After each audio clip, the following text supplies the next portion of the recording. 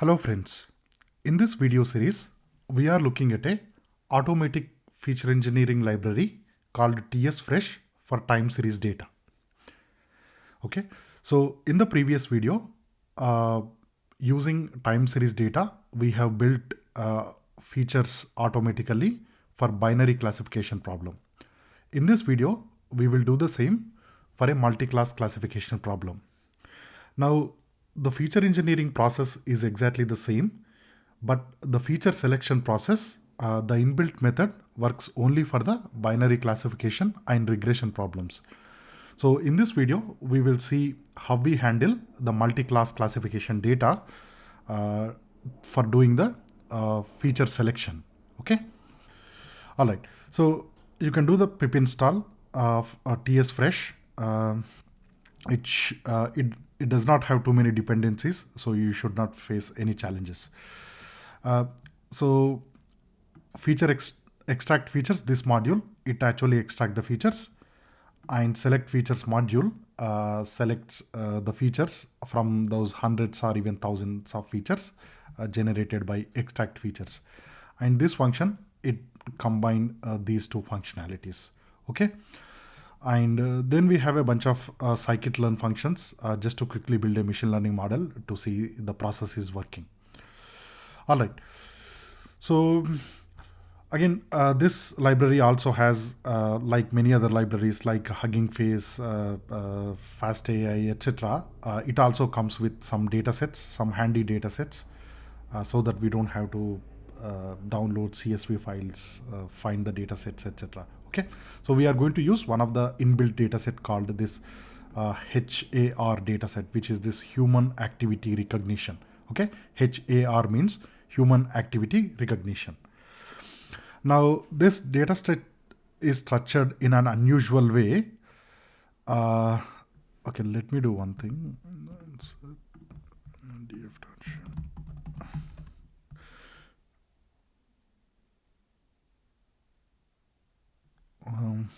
One second, it has these many. Something strange. Let me run the code again.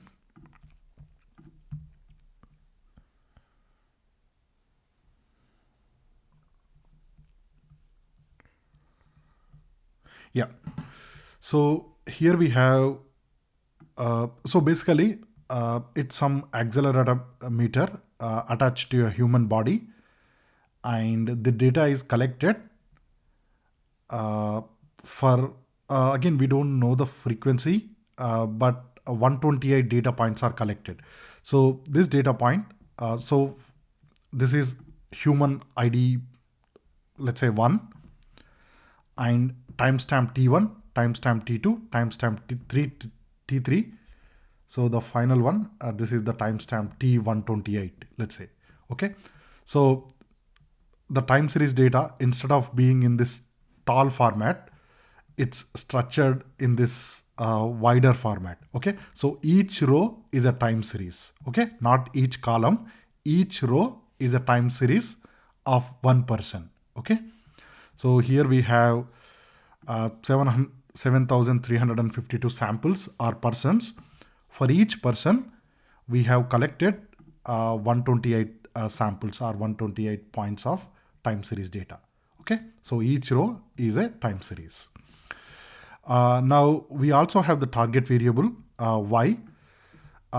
So this is basically the ground truth, which is what activity the human is doing when we are collecting the data. It should have somewhere. Yeah. So here they gave the frequency, etc.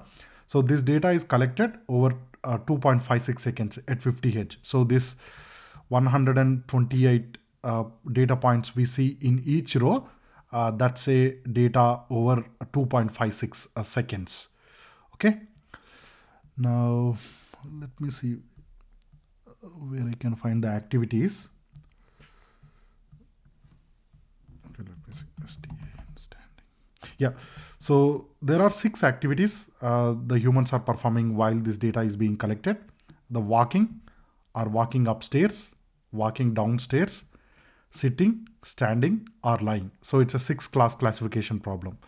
So if we if you look at, let's do,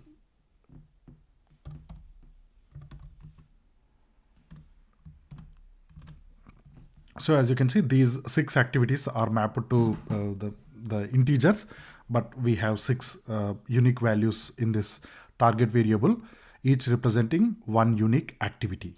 Okay. All right.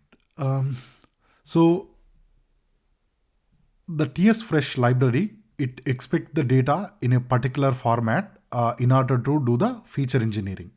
Now, in the previous video, we saw the time series data is in time series format, right? So we have the subject ID, then we have the timestamp and the actual value.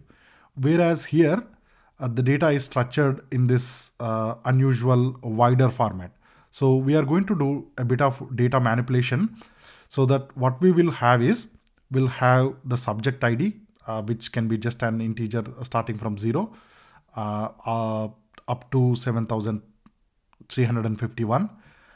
And then we have the timestamp. Now this timestamp will run from 0 to 178, okay? Because we have 128 data points. And then the third column, which is the actual values, right? The accelerometer values. So these 128 values, we make it into one column. And then we append subject 2, subject 3, etc., right? So we will have a really long table which has dimension, this 7352 multiplied by 128, okay? So which is what we are doing here, okay? By using this pandas melt operation, okay? So this is how it looks like. Basically, we have the subject or the human ID, and then the timestamp. This will run from 0 to 127, and then the actual accelerometer values. So if we print or the plot the values for the first subject, subject 0, this is how it looks like, right? So the acceleration values, accelerometer values for the 128 timestamps. Okay, so this is the format this library expects in order to create the features. Okay, so we need to prepare the data in that format. All right. So here we are calling that extract features function, but just to reduce the amount of time it's take, we are using only 500 samples.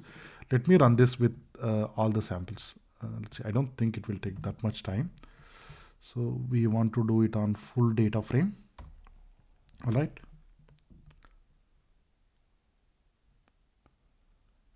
It's taking quite a bit of time. That's okay, because we already ran the notebook with only 500 samples. Okay, 500 samples. So here you see for each subject, using those 128 data points, we have extracted 783 features. Okay, so we have converted just one column of data with 128 data points into 783 features. Okay, 783 features. As we saw from the previous video, these features can be broadly categorized into 4: some statistics based, some signal processing, some nonlinear dynamics, and then some time series analysis type of features. Okay, so up to this point, everything same. All we did is we have taken a data frame which is in this format, where the rows are timestamp. So here we have the timestamp in this order, and then the subject is in this order, right? So we simply made some transformation to the data structure so that we have this 3-column format, where we have the subject ID, timestamp, and the value. Now the value, it need not be one. We can have multiple features like in the previous video. All right, so we have extracted the features, and then we are building a classification model. It's straightforward stuff: train and test split, taking a decision classifier and fitting the model, and finally printing the classification report. So we have the 6 classes.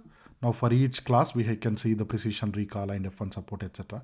So the model is doing reasonably well on some classes, for example, these 3, and it's performing poorly on these bottom 3 classes. Probably these 2 classes are close to each other. So maybe it's finding a bit hard to distinguish between those activities. Now, as I mentioned, for binary classification, the library has inbuilt function for feature selection, right? So all these 783 features, these might not be useful, right? Some of them have high correlations, may not have any variations, or maybe simply pure noise, etc., etc., right? So we want to do some feature selection before we feed all the features for model training.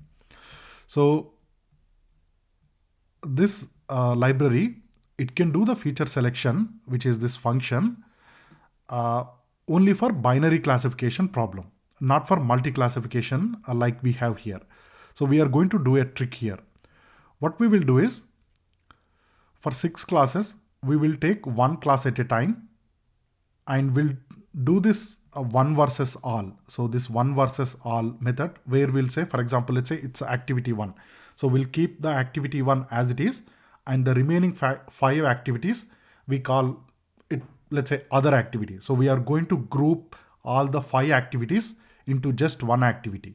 So that's what we mean by one versus all. So one versus all the remaining. Okay. So here what we are, and that will give us one model, right? One, and then we repeat the same for all the 6 features. So which means we are going to do this 6 times. So what we are doing here is, we are looping over all the target variables or the target labels one at a time, and each time this Y train, it actually contains 6 classes. But what we are doing here is, we are converting this into a binary one. Okay. So if Y train is equals to label, for example, let's say to begin with, it's label 1. So when for all the records for which it's label 1, we are keeping as it is. Now for the remaining ones, it will be all other, right? So we are converting into this binary yes or no. Is it this activity 1 or not? And when we do it next time, is it activity 2 or not? Okay. So before that, we have created this new variable, relevant features. So when we do the loop, for each target variable class, we will be extracting the selected features. Okay. These selected features we append to the set so that we get unique set of features. Okay. For example, it runs like this, right? So first we choose class number 5. Okay. So the target variable we unmodify when it is class 5, but for all the remaining 5 classes, we make it to the other class. We modify the target variable, and then now that our Y train binary contain only 2 values, we can use the select features method. Okay. And that will give us the features which can distinguish between class number 5 and all the remaining classes. Okay. So the model has returned 233 features, good features, which can distinguish between class number 5 versus all the remaining classes. Okay. And then we repeat the process. So this time we have class number 4. The model has found out, or this feature selection method has found out 226 columns which can distinguish between class 4 and all the remaining columns. So we repeated this process for all the classes one at a time, and we have got these features. Okay. And then finally, we are appending all the features, the relevant features to the set, so that the duplicates get removed, because maybe some of the features which came up here can also come up here, right? So that's why we are taking a set, so that we can automatically remove the duplicates. So finally at the end, the relevant features. So we have 299 relevant features which have some useful information to distinguish all these 6 classes one from another. Okay. So the trick is just here. I hope I made it clear to you. Otherwise you can just see what is Y train and Y train binary.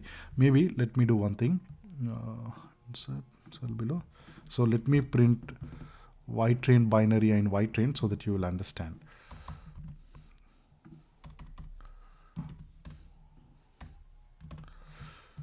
Okay. So when we run the last time, we are distinguishing between class 2 versus the rest, right?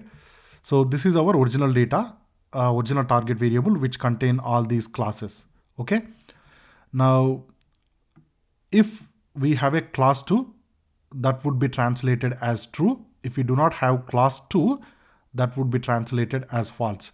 So as we can see from here, none of these classes are class 2. So everything is translated into false in this binary format.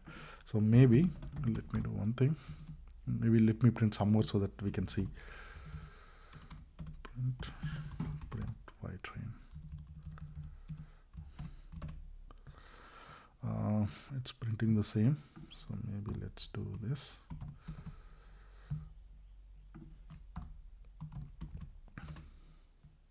Yeah, so here you can see this 11th or the 12th, depending on how you count. So here we have the class label 2, right? So this 2 gets translated into true, but all the remaining 5 classes are translated into false in this binary. Okay, so that's the trick here. That's the trick we followed so that we can still use this select feature function, which is actually developed for binary classification. All right, so we have all the original features, which are about I think 700, and then we have these selected features, which are 300. And now let's see how the model performing over these two sets of features. So here we are taking only the filtered features. We trained a model. I think with all the features, we already trained a model. So 0.98. If you look at the F1 scores, these are close to 1. These are around 0.5. Let's see with the selected features how the model is performing. So we have, this looks good. This actually looks bad. Yeah, this one slightly improved. So as you can see, the model performance hasn't been improved, but our focus is not really to build a great model. But you can see we got almost the same accuracy when using just 300 features compared to 800 features, right? So we have used maybe just 30 to 40% of the features, but we still got the same accuracy. Okay. And finally, we have another method. Okay, there is one more trick we can follow for multi-class classification. So we spent quite a bit of time to understand what we are doing here, right? We are following this one versus all classification method. After building the features, we can still use the select features, but this time what we do is we select multi-class is equals to true, and then we can specify for how many target variables the feature should have predictability or the importance. Okay, so here we are saying out of my 6 classes, give me all the features which are useful in differentiating at least 5 classes. Okay, so that's what we are doing, and the model has returned about 193 features. Okay, we built another model, the model performance. Yeah, actually this is quite good. This is quite good, right? So with just 200 features, this model is performing even better than our original model with 700 features, 800 features, and our one versus all method with 300 features, right? So here we have only 200 features, but this model performance is even better. Okay, that's it for today. So as I mentioned, the feature extraction process, whether it is classification, regression, or multi-class classification, or even time series, is exactly the same, but the feature filtering process is different. for multi-class classification. So in this video, we focused on how we can use this inbuilt method, which is based on only binary label to multi-label data using the concept of one versus all classification. That's all for today. Thank you very much.